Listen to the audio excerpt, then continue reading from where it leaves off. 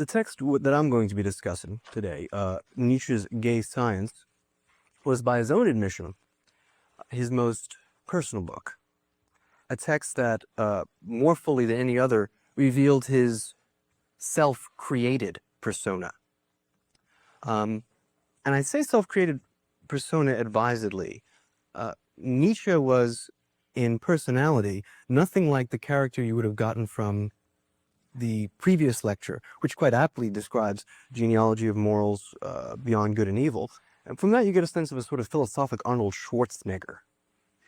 The actual Nietzsche was an incredible nerd, an extremely sickly, frail philology professor, prodigious in his youthful scholarship, but his self-created persona that most accurately described the way he liked to think of himself was actually less like Arnold Schwarzenegger than Oscar Wilde. He was very much a dandy, a very dapper dresser, playful, had a very good sense of humor, at least in his writings. And I want to try, whenever possible, to give you a sense of that side of him, because that's what he tries to communicate in Gay Science. For example, it's a work that's comprised of a series of aphorisms, poems, riddles, jokes, songs, none of which are more than a few paragraphs long. The form of the work is Nietzsche's attempt to overcome what he considered the dreary, systematic nature of traditional philosophy, which he felt was hampered with a sort of ponderous, heavy-handed seriousness, as if we were getting deep and getting to the bottom of things.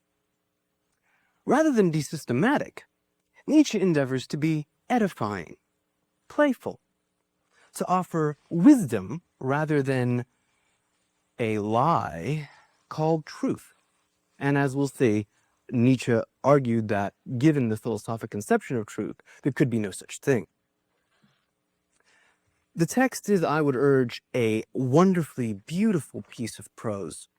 In fact, it's one of the very few pleasurable reads in all of German philosophy. Not to say that German philosophy is not rewarding. I mean, reading Kant, reading Hegel is intensely rewarding, but it is also very much like having your teeth drilled, without anesthetics. And Nietzsche was critically aware of this, and was in fact revolted by it.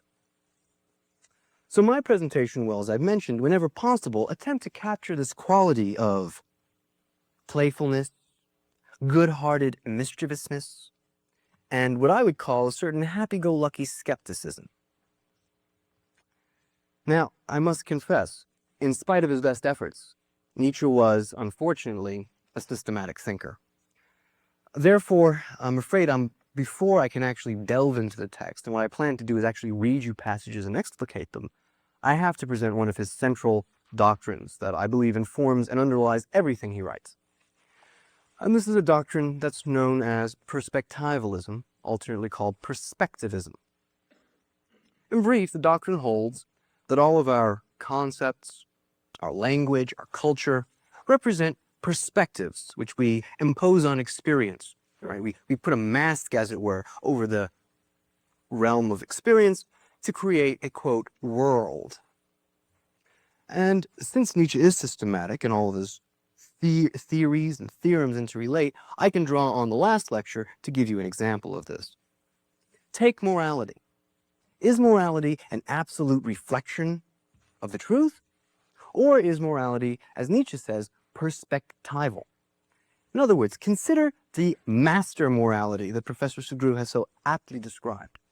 It is a morality of, not of what one does, but what one is.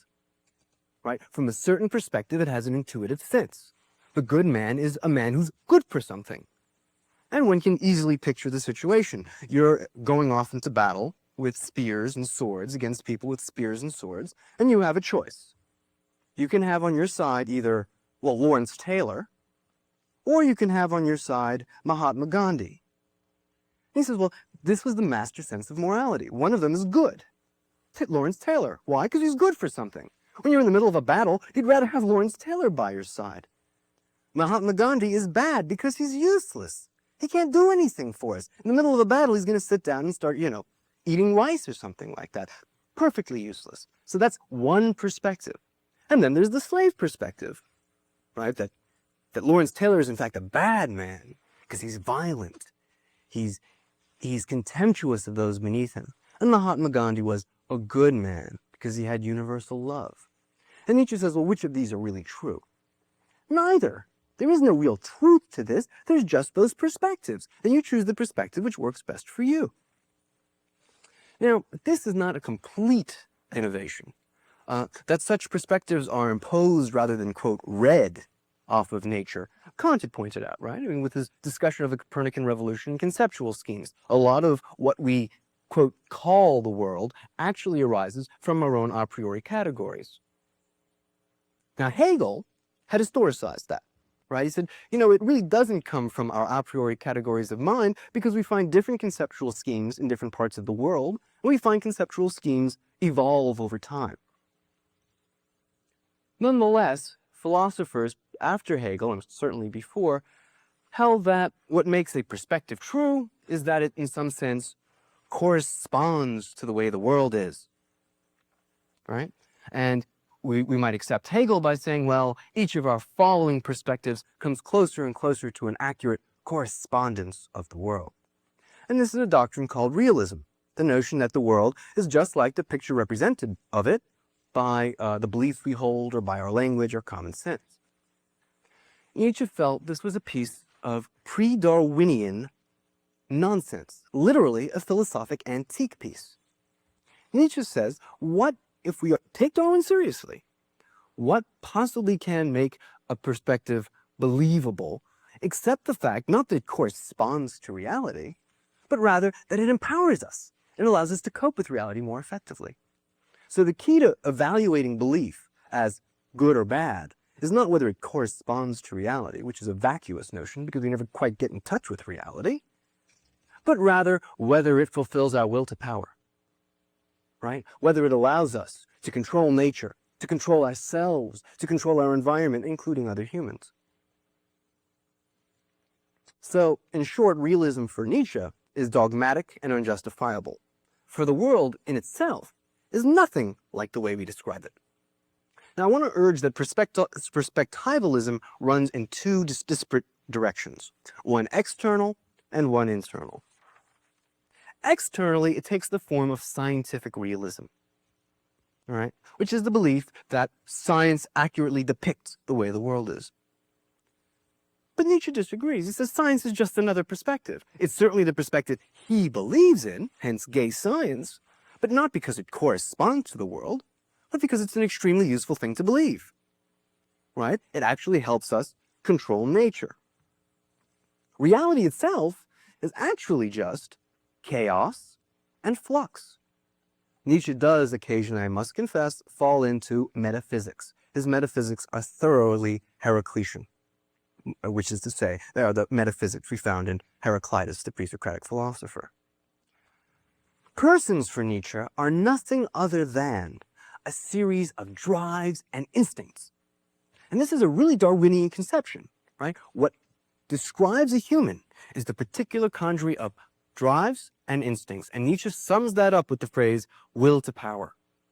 So all of nature, not just humans, are various wills to power. All the animals are wills to power, trying to dominate their environment, replicate their genetic code as much as they possibly can, and eat other things lower in the food chain.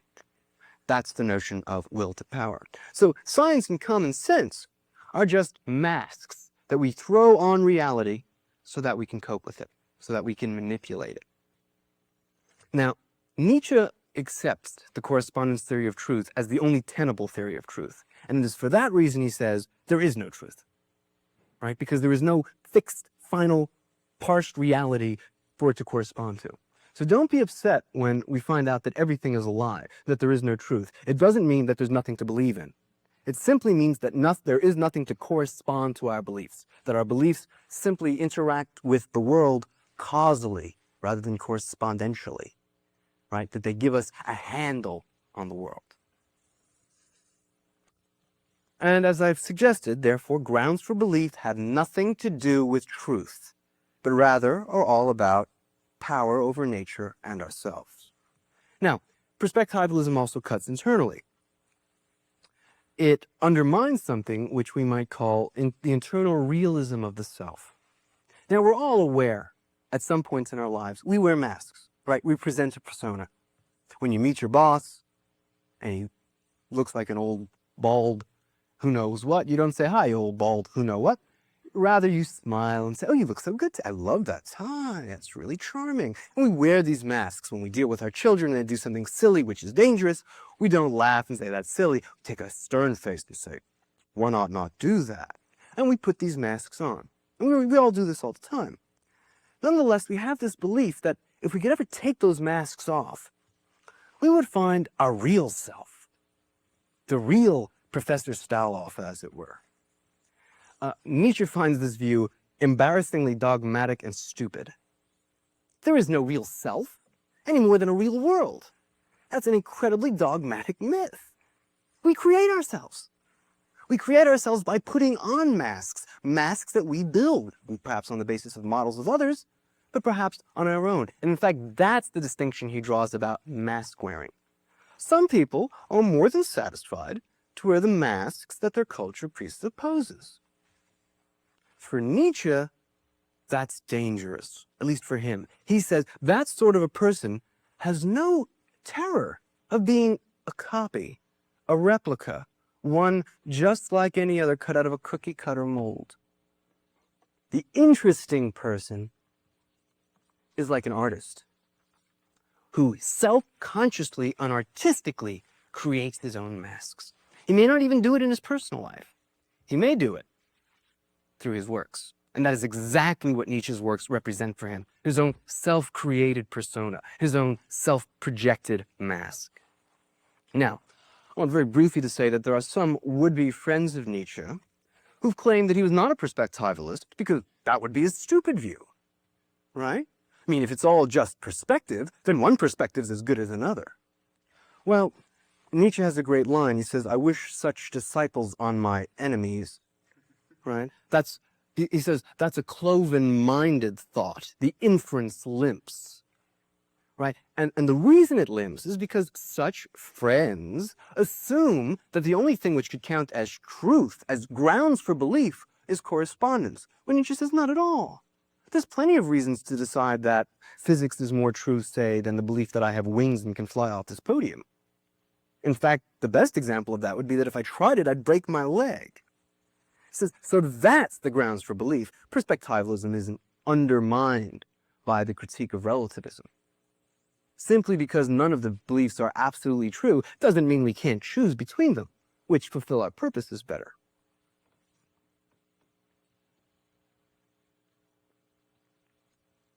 Perspectivalism does mean, however, that our views of things are interpretations, not correspondence readings.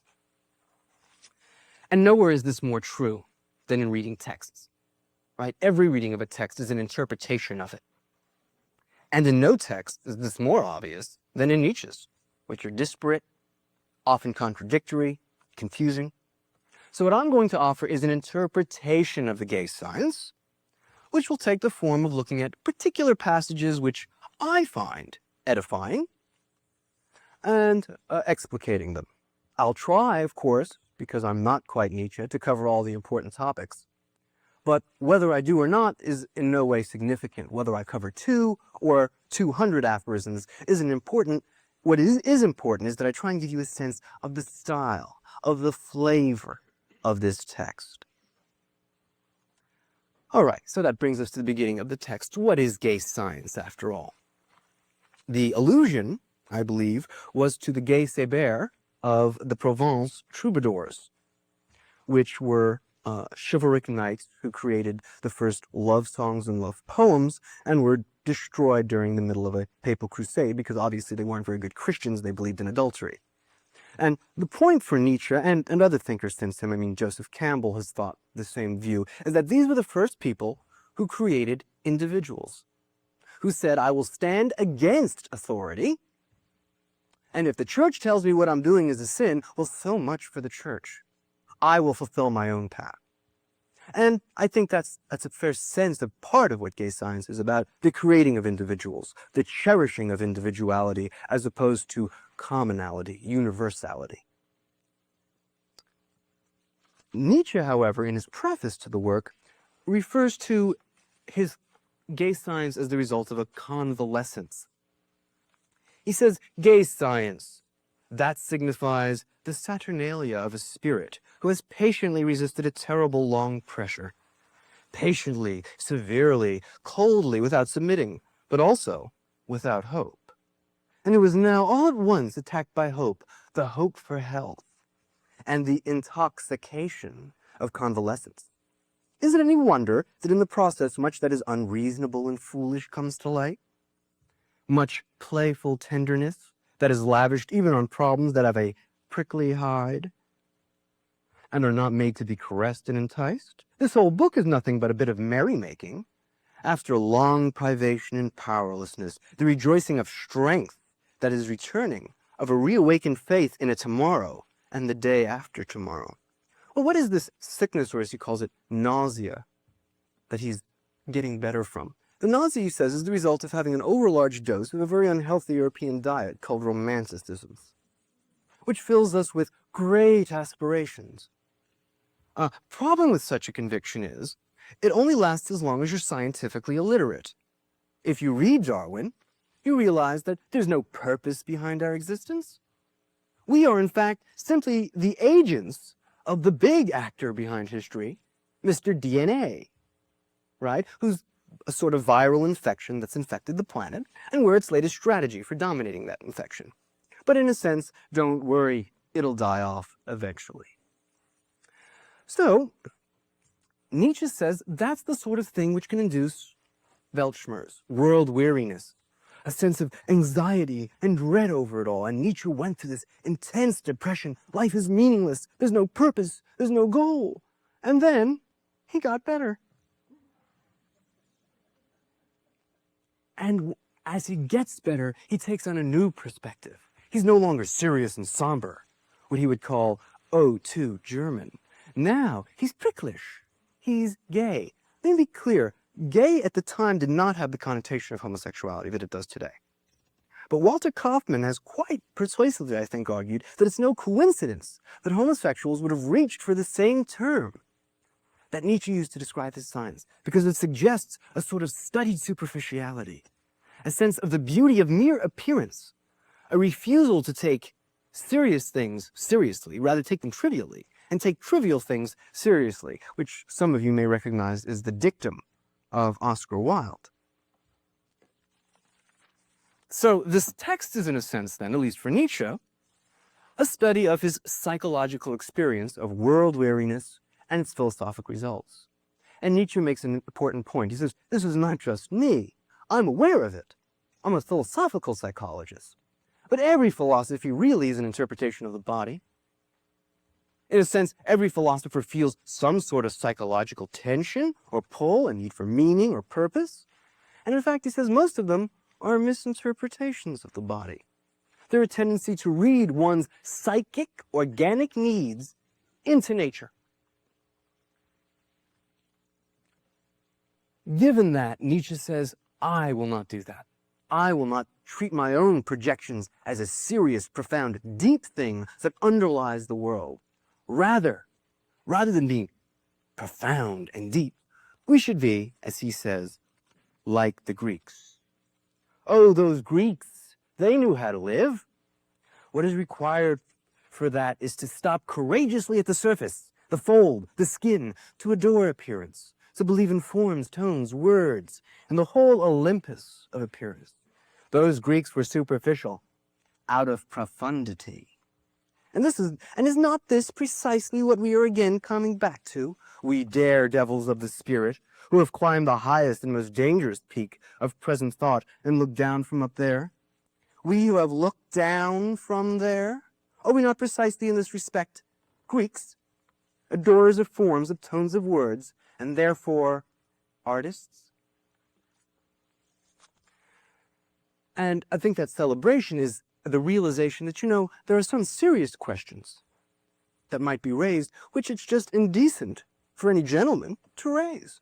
And he tells the story of, there's this anecdote about this woman this young girl who once asked her mother, is God everywhere?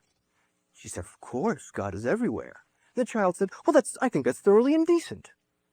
God follows me into the bathroom. I mean, is God there when I'm picking my nose? Oh, that's horrible. And Nietzsche says, well, there may be something to that.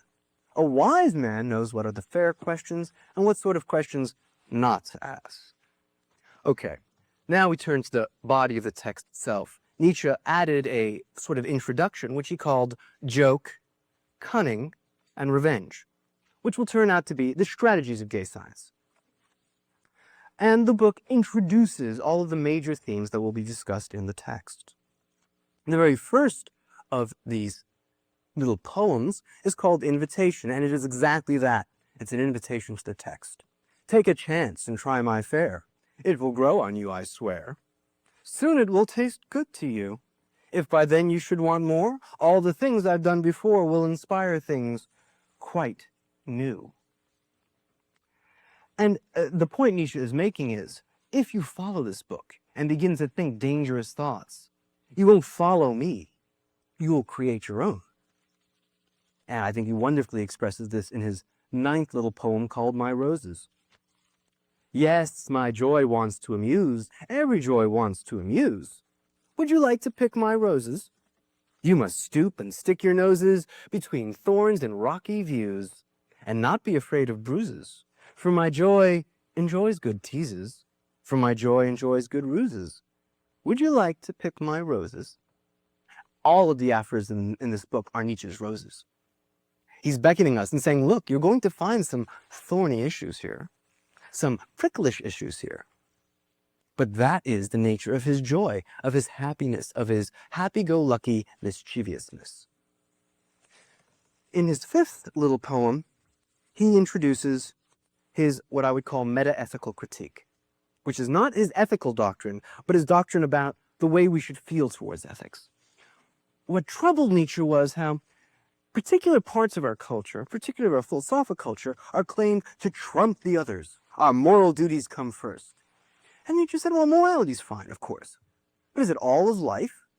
Must we learn how to morally eat our food? Must we learn what are the morally correct ways to fold our napkins? Why should our virtues be grave? We like ours nimble-footed. Even like Homer's verse, they have to come and go. Sometimes virtue and morality should leave us in peace for a while so we can do something else, like be creative, do art, do science. Morality is not the measure of all things. And I think perhaps his most wonderful expression of this is in the text itself. I'm jumping out of place, I know, called Dealing with Virtues. In dealing with a virtue, too, one can lack dignity and fawn. And clearly, I think the figure he's responding to here is Kant. Oh yes, we must do our duties. Don't you think that's rather bad form, Kant? Don't you think it's rather bad form to constantly fawn before your duties like they were a sort of surrogate god? Shows a real lack of taste. Well, he also introduces himself as a problem in the text. He says, in a wonderful passage called Request, the minds of others I know well, but who I am, I cannot tell. My eye is much too close to me. I am not what I saw and see. It would be quite a benefit if only I could sometimes sit farther away, but my foes are too distant, close friends still too far. Between my friends and me, the middle would do. My wish? You guess my riddle. And Nietzsche's making a deep point. If there is no real self in there, but only masks, perspectives, I'm a little too close to my own mask to see who I really am. That's your job, the reader, and my job, the reader, the expositor, to try and figure out Nietzsche and come back to him and tell him who he is. But of course, this has a sort of selfish side to it too, which Nietzsche is quite aware of, as he says in For Your Consideration. Double pain is easier to bear than single pain. Do you accept my dare? Try and think my, quote, dangerous thoughts. Okay, and then finally one last theme in this introduction, and we can turn to the rest of the body of the text, and that is his, what I would call, tasteful critique of Christianity. He says, in a wonderful little poem called Choosy Taste, If it depended on my choice, I think it might be great to have a place in paradise. Better yet, outside the gate. And Nietzsche's making a very deep point here. He's saying, look, stop being pious for a minute and be honest with me. What do you think goes on in heaven? Everyone sits in beatific vision, genuflecting toward the deity. What a particularly boring person he must be. Would you really want to spend time there? All the interesting people are in hell.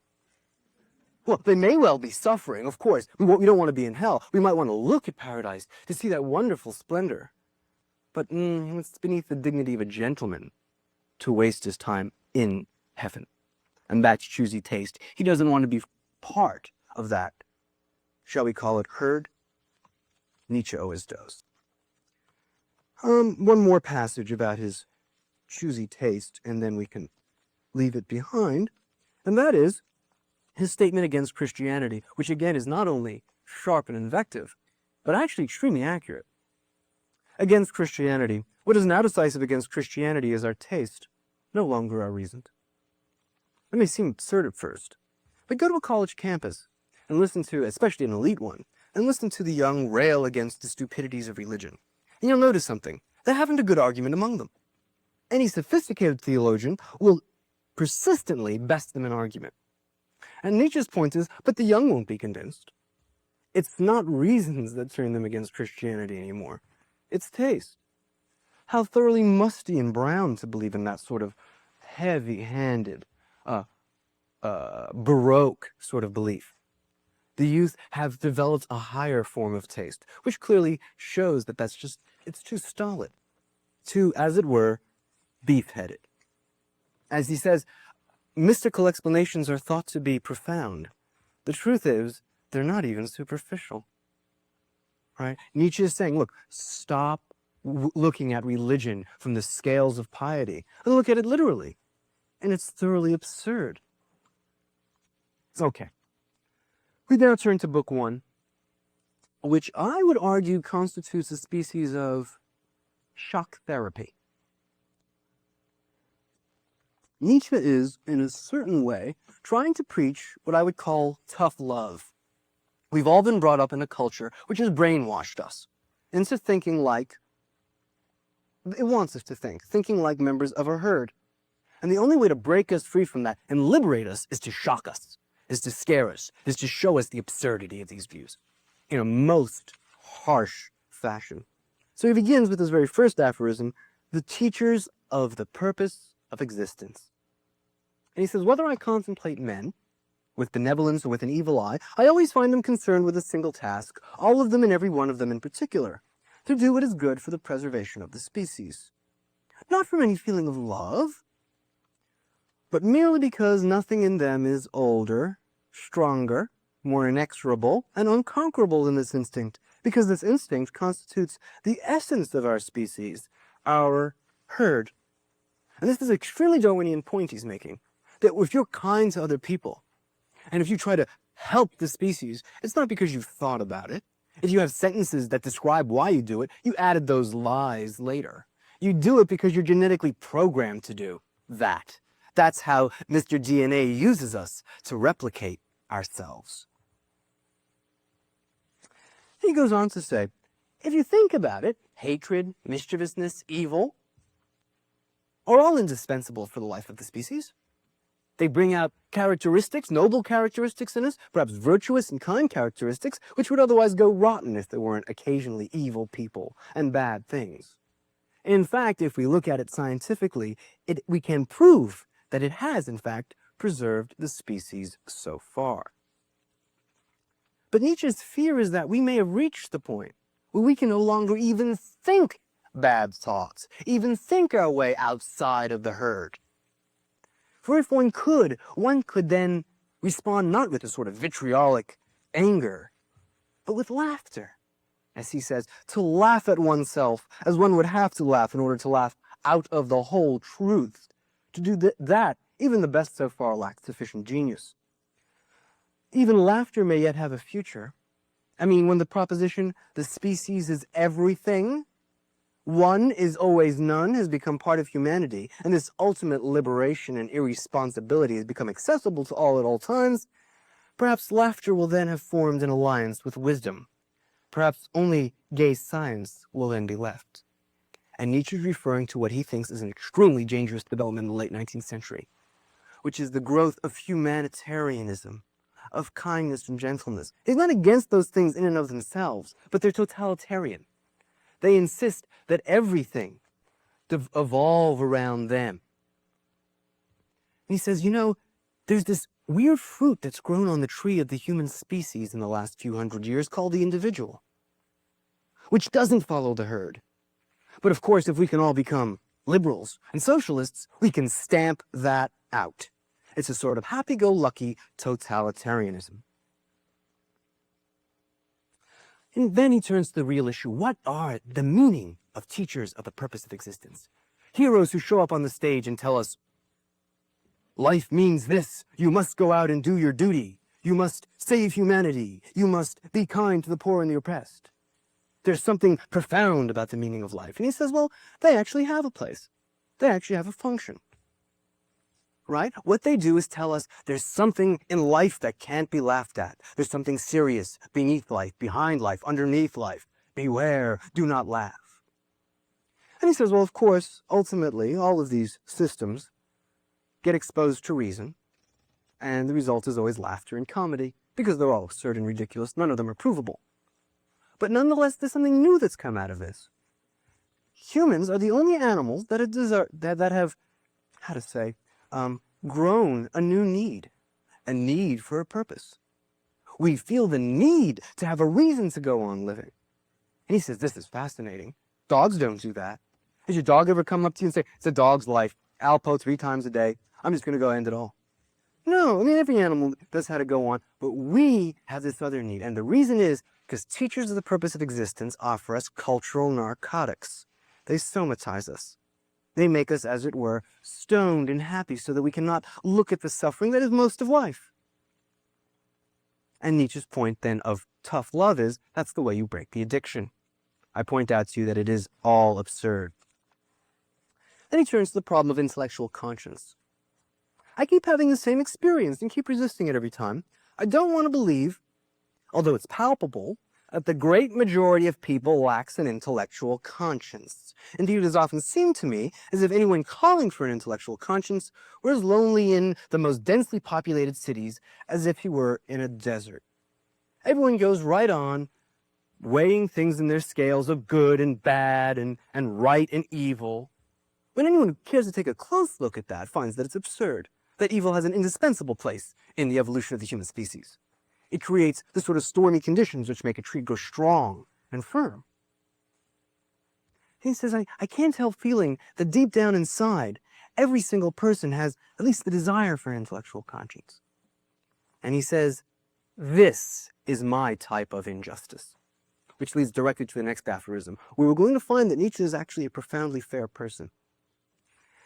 This aphorism is called noble and common. And he says there's a certain confusion. You find that there are people called, quote, normal, or noble, who are incredibly unreasonable. They somehow throw their life on the rocks of art, or science, or philosophy, squandering their lives for some higher ideal. He says the common person looks at that, and the first thing they think is, how's he getting over? Right? How's he going to turn that into money? I know that's what he's doing. He's going to turn it into money. Everyone does it, turns it into money. And then after a certain point, when he realizes this guy's not making any money, he says, well, he's an idiot. Right? He's a dope. He says, and that's the injustice of the common person. He can't imagine someone who doesn't have his own straightforward proclivities. And he says, on the other hand, there is the noble person who aspires to higher things. But he too is unjust, because he turns to the common person and says, well, you too have these aspirations. Why is history so stupid? People live such venal lives. And Nietzsche says, that is the injustice of the noble. They assume that everyone is just like them, and so they don't judge them by the proper standards. So when you find common people and say, why don't you aspire to higher things? Nietzsche says, that's an unfair criticism. They're not capable of that. You must judge them by their own standards, by their own rationality. And in fact, he says, the ultimate noble-mindedness is for those who are noble to want to be the exception and not the rule. For the bulk of humanity must be sympathetically understood as common. And that's not a bad thing. That's just the way they are. They're not to be rebuked for that any more than the noble are for being profound. Okay. Finally, I want to turn to, in this shock treatment, his fifth aphorism, unconditional duties. All those who feel they need the strongest words and sounds, the most eloquent gestures and postures in order to be effective at all, such as revolutionary politicians, socialists, preachers of repentance, with or without Christianity, all of whom cannot tolerate semi-success, talk of duties, and always of duties that are supposed to be unconditional. And this clearly is a jibe at Kant. His point is, oh yes, we have some moral conviction I want to give you, which I can't prove to you. So all I do is I dress it up in big words. Oh, it's an unconditional duty. It's a categorical imperative. It's the purpose of human existence. He says, well, you find that because there are certain people, like, say, Kant, who are too noble, perhaps from their birth, perhaps from an experience of their education, to be willing to serve as the function of a political party or to be someone's personal servant. But they still feel the need to be a function of something. So they come up with these pompous principles, unconditional duties. And as he states, refined servility clings to the categorical imperative, and is the mortal enemy of those who wish to deprive duty of its unconditional character. That is what decency demands of them, and not only decency. And I think this is a deep point. He's not being an anti-moralist. He's saying, look, morality has its place. But why can't you tolerate semi-success? Why can't you tolerate saying, you know, kindness is better than cruelty, not because I'm certain about it, but it just seems that way to me. Nietzsche has no problem with that.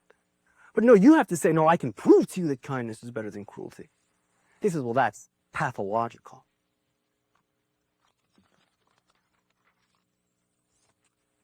I now want to turn to the discussion of the doctrine of feeling of power, one of the most misunderstood doctrines in all of Nietzsche's writings. As we know, he believes that we're all full of a will to power, and many people believe that means that he favored infliction of cruelty and suffering. Nietzsche points out, no. Look, inflicting suffering and cruelty on people is a form of showing your will to power, but it's the will to power of a weak man. How much more easy is it to make someone suffer than to benefit them? In other words, if you want to see who's the real megalomaniac, the one who's really full of power, look at someone who's kind. What are they showing? I'm so overflowing with life and power that I have some extra I can give you, and you'll be beholden to me. That is the real warrior ideal of Nietzsche, not a cruel man, but a kind man. And a kind man is not kind for pathological reasons, because it fulfills his feeling of empowerment to help people. That is, as he would say, a profound sense of empowerment. But he points out, never will such a man be kind out of pity. Pity is the most agreeable feeling among those who have little pride and no prospects of great conquests. Rather, he'll be kind out of a sense of overflowing greatness. Another issue which Nietzsche has been incredibly misunderstood about, because he's dialectical and he does say some ugly things on the subject, is women. But as we'll find out, Nietzsche is a dialectical thinker. He sees two sides of every issue. For all of his misogyny, he has this wonderful little passage called Diverse Dissatisfaction, which he says, you know, the weak and feminine type, what they do when they see a problem or suffering is they make it more beautiful, more profound. Whereas the masculine and strong type, it makes things better. It actually improves them. Right, and here we see sounds like it's going to be a great piece of misogyny. But Nietzsche responds by saying, if this type, the feminine, had not been superabundant in Europe since the Middle Ages, the celebrated European capacity for constant change might never have come into existence. China, for example, is a country in which large-scale dissatisfaction and the capacity for change have become extinct centuries ago. And the socialists would like to bring that to Europe. But fortunately, Nietzsche is not masculine. Nietzsche is feminine. Don't make it better. That just makes us stupid, like a herd. The feminine is the superior. We should make it beautiful. We should make it profound. That's what enables change and dynamism in life. Okay? Finally, I want to turn to the last part of Book 1, from which we'll go right to the end of the text after that, called The Craving for Suffering, which is a wonderfully liberating text for anyone who's spent much time on a college campus, where you will be surrounded by students who protest injustice and suffering and cruelty in the world. And Nietzsche is not against protesting suffering and cruelty. He thinks that's barbaric. He doesn't want barbarians. But he wants to be honest about why they do it. And he says, what you really find is, what young people want is suffering to come to them in the form of a big dragon, this evil thing out there that's objective, so that they can dress up in armor and be heroes and chivalrous knights and go kill the dragon. So they need suffering, they want suffering, and more suffering, and suffering of others. Let's save the whales, let's save the amoebas, let's save the plankton. Oh yes. And he says, and the reason is, of course, because they're bored with themselves. As well they should be. They don't have the ability to create their own authentic suffering and then transcend it with art. So they look to paint suffering on the wall like a big dragon. And he says, they do not know what to do with themselves and therefore paint the distress of others on the wall. They always need others and continually other others. Pardon me, my friends, I have ventured to paint my happiness on the wall. Why must we be obsessed with suffering? It's not going to go out of the world. The Buddha was right. Life is suffering. So why dwell on it? Young people, think of the joys of life. Paint your happiness on the wall. Okay, finally now, I wish to take you to the end of the text. To two important, I think extremely important, aphorisms. One, number 340, the dying Socrates, in which he quite rightly points out that when Socrates is about to take hemlock, he says, "O Crito," one of the students, "I owe Asclepius a rooster." Asclepius is the god of medicine, and the rooster is obviously a sacrifice to him. And Nietzsche says, what does this really mean? You give Asclepius a rooster when he's cured a disease. What's the disease Nietzsche's being cured of? Life. Nietzsche experienced life as Socrates experienced life as a weight. He says, and this is a terrifying thought. Because Nietzsche, Socrates, the good soldier who always wore a chipper and stoical demeanor on his face, in his last dying breath, with a sort of vicious vengeance, said, really, life is a disease, and I've been cured at last. So he says, therefore, we must overcome the Greeks. Now, that's a very perspectival point. You needn't read it that way. You could read it as saying, I've overcome the fear of death. Therefore, give Asclepius a rooster. But it is, in its own way, a perfect example of perspectivalism. I now want to turn to a last and most important aphorism called the greatest weight. The greatest weight is Nietzsche's doctrine of eternal return, eternal recurrence, which is, I think, originally a Hindu notion, which is that we have cyclical time. Everything that happens will happen again. 10,000 years from now, we'll all be sitting here all over again, and I'll be saying the same words to you.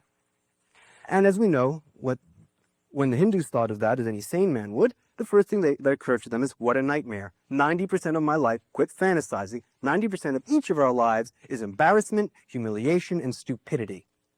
Who wants to relive their bedwetting, right? Who wants to relive all the wrong answers they gave in high school algebra, and all the times they got laughed at, and all the times they said stupid, dopey things and felt bad about it later? Most of your life is embarrassing and banal. So the Hindus said, well, we want to get off the life-death wheel of karma. We want to achieve nirvana, which is basically cosmic death. We don't want to be reborn. And Nietzsche said that that was one of the biggest dangers facing Europe at the time. And it got a wonderful expression in Schopenhauer's work, who said, we will all have real freedom when all of humanity gets together on one day and drinks Jim Jones Kool-Aid, commits collective suicide. I really thought this was liberation. And it was considered a very profound thought. And Nietzsche responds by saying, no, eternal return is an excellent test of whether you have the possibility of being, to quote Ubermensch, which is not a superman, which is not a tyrant, which is an overman, which is the next stage of man, the man who can see the truth of perspectivalism, the truth of groundlessness, the truth of purposelessness, The truth of the fact that he might have to live this whole stupid life over again and still say, yes, I'll take it anyways. Life is not a problem for me. It's full of delightful possibilities. I can self-create myself in art. I can overcome myself in art. In fact, it is art that makes perspectival truth bearable by making it beautiful. So eternal return then becomes a litmus test. If when you think to yourself, do I have to live my life all over again exactly as I have? If you can say yes to that, and say, with all its stupidity, with all my bedwetting, with all my wrong answers, I want it all over again just as it is. Nietzsche says, then you are a philosophic soul. You've overcome that narcotic need for a purpose to your life. And you are the next stage of human cultural development. And let me be clear about one thing before I finish here. Very often that is depicted as a sort of Aryan blonde beast in Arnold Schwarzenegger type. Nietzsche thought you can never go back to that. That's just barbarism. The higher form, the Übermensch, would in fact be like Nietzsche, a very sensitive soul, who, for all his, quote, anti-Semitism, was really an anti-Semite. He had the very obnoxious habit of saying things like, you know, because, by the way, I should point out that Germany was intensely anti-Semitic at this point in something called Christian anti-Semitism. So what he would do is point out and say, you know, the Old Testament's actually a great book. The sick part is the New Testament. If you read the Old Testament, it's better than Homer. People kill, they rape, they murder. Those were real men. It's the Nazarene that's distorted. And then one last point on that subject. He said the only people more despicable than the Christians are, of course, the Germans, who are afflicted with, he called it, racial scabies of the heart, who said, have you ever noticed a German musician? The moment he creates something beautiful, he blushes? Right? He has to always have his opera surrounded, and he was clearly referring to Wagner, his ex-friend, has to have his opera surrounded with great, huge sets and theories. He says, no, look at the Italian operas. Those are people who know how to live. Those are Übermensch. Why? Because they'd be just as happy to have their sopranos go up there and go la la la la la for 3 hours without a single word in it. Because they're not trying to be profound, they're trying to be beautiful. They don't feel uncomfortable when they say something nice, when they say something beautiful, a beautiful phrase. So only a German does that. And his perfect contrast is Beethoven and Goethe. One day they were walking together, supposedly, and along came a member of the royal family, and Beethoven locked arms with Goethe and said, we shall walk through, and they'll have to give way. And Goethe broke his arm and said, what a barbarian. Please, madam, a few. That is the Übermensch. Not some sadistic tyrant, but a cultivated, refined person who sees laughter in everything and joyfulness in the truth, who doesn't need a spiritual narcotic to get through life, who is compassionate out of strength, not out of weakness and pity, and who judges the weak not as inferior, but as common, by their own standard, not by his. Okay, I've given you a taste of Nietzsche. I think the only better way to cash in this lecture is to turn to the text yourselves, and I think you'll find it richly rewarding.